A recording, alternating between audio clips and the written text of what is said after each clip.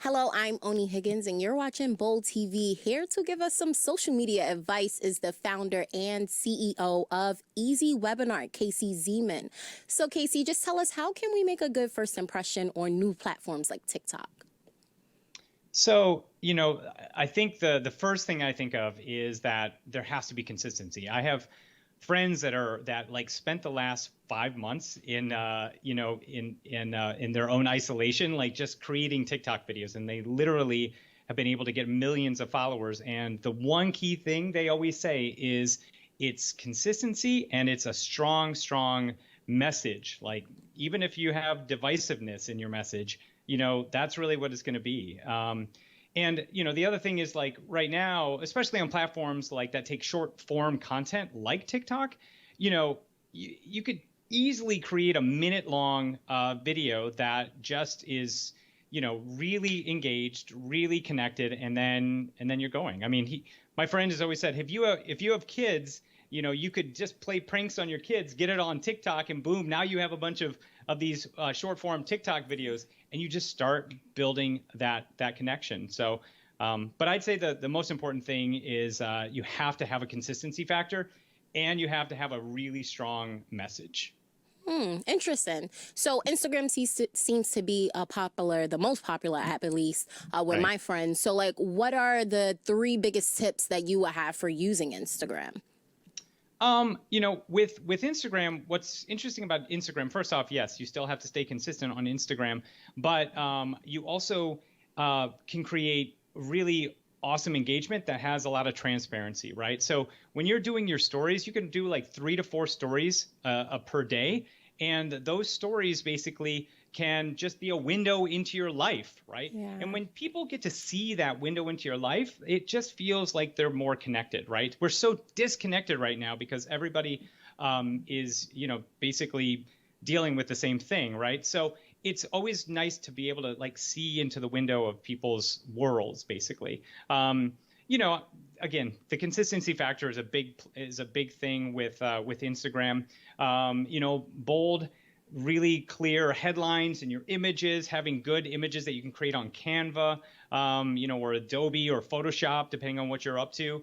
I'd say that what I find to be really good is when I have call to actions in my description of my Instagram posts, right? So I'm like asking people questions instead of like just being also, just stating something, right? I talk about something that's very personal to me that almost hurts to discuss, like those are the things that really connect with people. Like if it gives you a tinge when you're sharing it, it's probably going to create a Yeah. conversation, and then it's up to you to continue the conversation by asking them their opinion, right? Get their response. And so I don't think people do that enough. And then they don't use enough hashtags, right? You can use 30 hashtags. Sometimes you can use them in the actual post itself, or sometimes even in the comment section, the first comment section. You could pop in hashtags there. But again, I'd say the biggest thing is that consistency factor. Doing collaborations with other people, doing giveaways where you're providing value to other people's audiences by offering your products, your services, what have you. All those things help to grow. But again, I'm going to say the biggest factor is consistency. So, Right. yeah. Consistency, and it seems like engagement also. 100%. Like the more responsive you are to Yeah. people in the comments, like if someone's writing to you, respond to them, give Yeah. them, reply back. The reply backs are so powerful because it is that community. Most of the growth that we've had is due to reaching out to people that I'm connected with, and then I do a lot of I build partnerships with Instagram because I can reach out to other influencers and connect with them, and it's a great way to also communicate. They can see what's happening in your life with your kids. They can also see what value posts you're putting out there, and yeah, I've been able to make some really awesome connections on Instagram simply but just by replying back. Yeah. LinkedIn is the same way. If you create conversations with people, it's just a great way to grow not just your social media, but literally your business. If you're connecting with people, bringing the conversation back into how you can support them, and then in turn, that organically creates what can we do for each other. So you mentioned collaborations and giveaways, and that's something tied to YouTube. So, and YouTube seems pretty difficult to break into. So what advice would you have for people who are just getting started?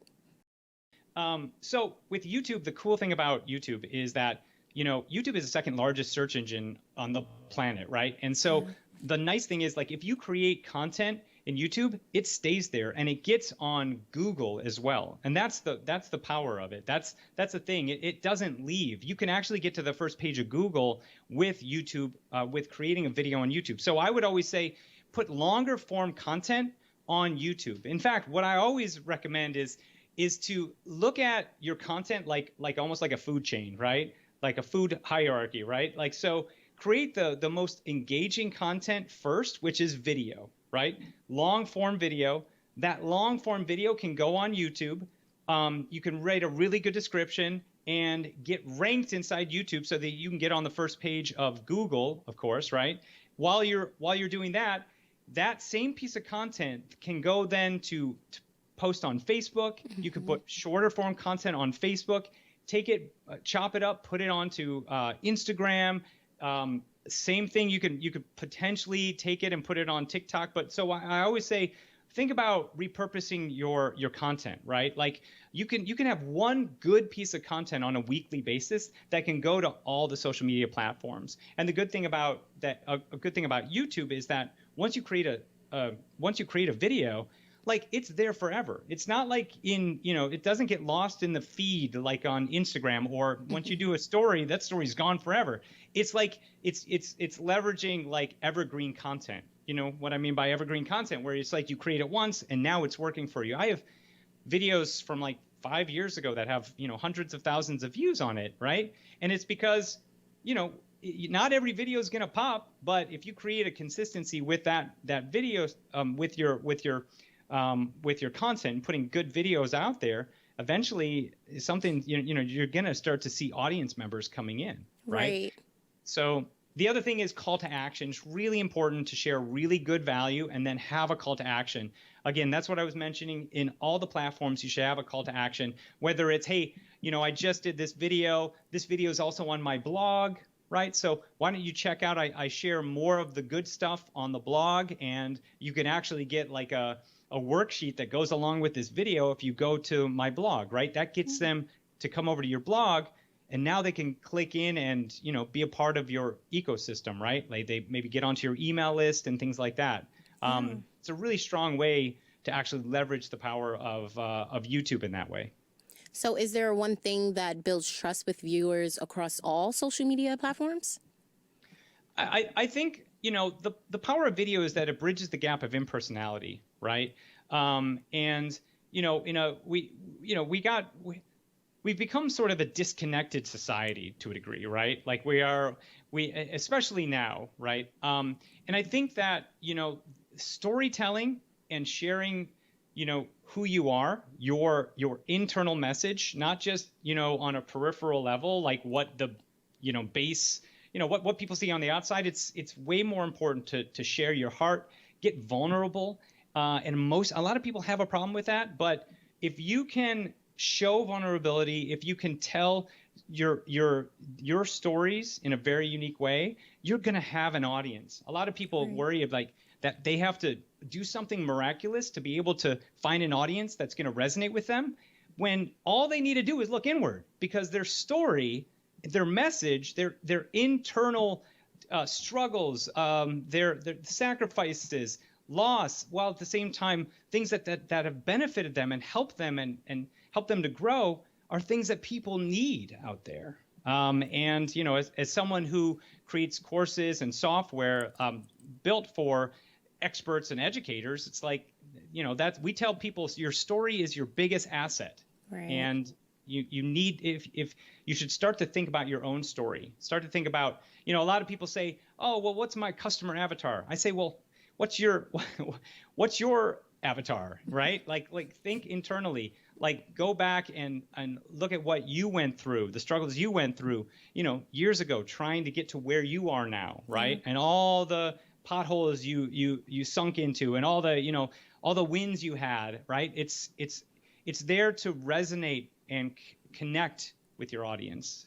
Yeah, because social media is definitely one of those things where you look for people who are just like you and that you can, relate to. So those are definitely all great tips, especially while we're here still in quarantine to implement while we're on our phones, on TikTok, Instagram, all of those social media platforms. But thank you so much for all the advice, Casey. We really appreciate it.